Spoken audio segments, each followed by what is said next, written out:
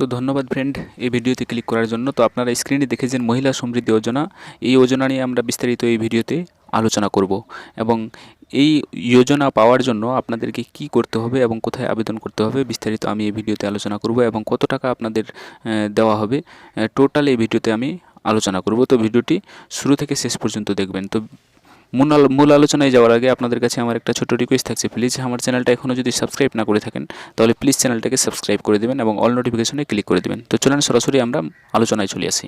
তো আপনারা দেখছেন মহিলাদের স্বনির্ভর করার লক্ষ্যে মহিলা সমৃদ্ধি যোজনা চলছে। তো এখন নিচের দিকে আমরা জেনে নেব ব্যক্তিগত ঋণের মাধ্যমে মহিলাদের স্বনির্ভর করার লক্ষ্য নিয়েছে সরকার। এই প্রকল্পের নাম মহিলা সমৃদ্ধি যোজনা। এখান থেকে লোন নিয়ে মহিলারা ব্যবসা শুরু বা পশু পালনের মতো একাধিক রোজগারের পথ বেছে নিচ্ছেন।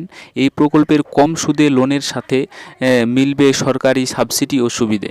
মহিলা সমৃদ্ধি যোজনা অ্যাপ্লাই করার জন্য নিম্নে বিস্তারিত আলোচনা করা হয়েছে কিভাবে আপনারা অ্যাপ্লাই করবেন। আপনারা মহিলা সমৃদ্ধি যোজনা প্রকল্পের প্রাথমিক যোগ্যতা কী লাগবে? বর্ণ হতে হবে আপনাদেরকে তপশিল জাতি, এসসি, ওমেন। আর বার্ষিক পারিবারিক আয় সর্বাধিক 1.5 লক্ষ টাকা লাগবে। বয়স হতে হবে 18 থেকে 50 বছর। আশা করি আপনারা বুঝতে পেরেছেন এই প্রকল্পে কি কি আর্থিক সুবিধা পাওয়া যাবে। আপনারা দেখতে পাচ্ছেন প্রকল্পের ব্যয় সর্বাধিক 30,000 টাকা লোন পাবে মহিলারা। বলেছিলাম যে কত টাকা লোন দেবে, যে 30,000 টাকা লোন দেবে আপনাদের মহিলারা পাবে। ঠিক আছে। ভর্তুকি প্রকল্পের ব্যয়ের 50% এবং 10,000 টাকা যেটি তুলনামূলক কম হবে। আপনি যদি 30,000 টাকায় এখান থেকে লোন নেন তাহলে আপনাকে 20,000 টাকা শোধ করতে হবে এবং 10,000 টাকা ভর্তুকি আপনার অ্যাকাউন্টে চলে যাবে। মেয়াদি ঋণ ভর্তুকি বিবেচনার পরে প্রকল্পের বাকি ব্যয় সুদের হার 30% মানে 3% থেকে 4%। পুনরুদ্ধার 12টি সমান ত্রৈমাসিক মানে 3 কিস্তিতে 12টি মাসে সমান মানে 12টি মাস ত্রৈমাসিক কিস্তি মানে ত্রিমাসিক কিস্তি মানে 3 মাসে একবার কিস্তি মূল প্লাস সুদ, তোমার আসলটা প্লাস সুদটা দিতে হবে। আবেদনের একক বা গোষ্ঠী উভয় করতে পারেন। আপনি আবেদনটা একভাবে আপনি একাই করতে পারেন বা 2-4 জন মিলে একটা গোষ্ঠী মিলেও আপনারা এই আবেদনটা করতে পারেন।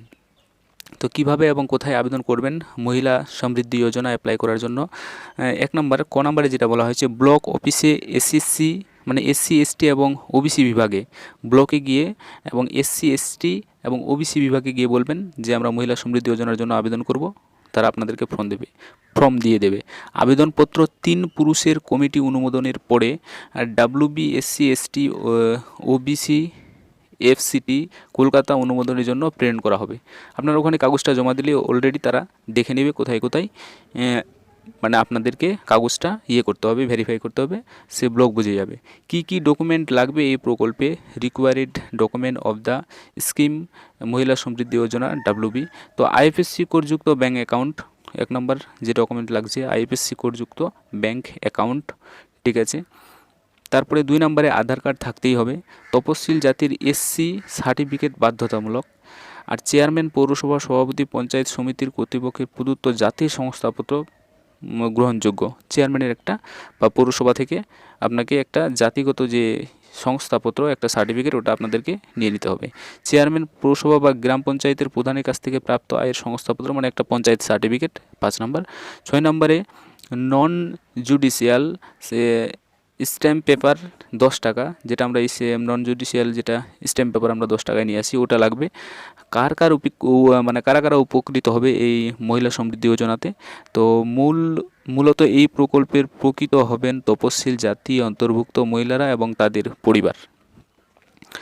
এটা সময় ছিল ঘরের কাজ ছাড়া আর কিছু ভাবতেই পারতেন না মহিলারা। এখন সংসার সামলেই তারা হচ্ছেন স্বনির্ভর মহিলা ঋণ প্রকল্প। এর মাধ্যমে মহিলারা সমৃদ্ধি যোজনার সুবিধা পেয়ে খুশি মহিলারা। আগামী দিনে এই মহিলা Samriddhi Yojana women property scheme মহিলারা স্বনির্ভরতার বিশেষ স্থান অধিকার করবে বলেই বিশেষজ্ঞদের মতামত। পশ্চিমবঙ্গে এটা কিন্তু অলরেডি চালু হয়ে গেছে। তো আপনারা যেভাবে আবেদন করবেন ব্লকে গিয়ে বলবেন যে আমরা মহিলা সমৃদ্ধি যোজনার জন্য আবেদন করব, আমাদের একটা ফর্ম দিন। তারপরে তারা সব কিছু ডিটেলসে বলে দেবে। এটা কিন্তু অনলাইনে এখনও চালু হয়নি। আশা করছি আপনারা বুঝতে পেরেছেন। তবে ভিডিওটি যদি ভালো লাগে তো প্লিজ চ্যানেলটাকে সাবস্ক্রাইব করে দেবেন। আর যদি সাবস্ক্রাইব করা থাকে তাহলে আপনাদেরকে অসংখ্য ধন্যবাদ। Thank you. ভালো থাকবেন, সুস্থ থাকবেন।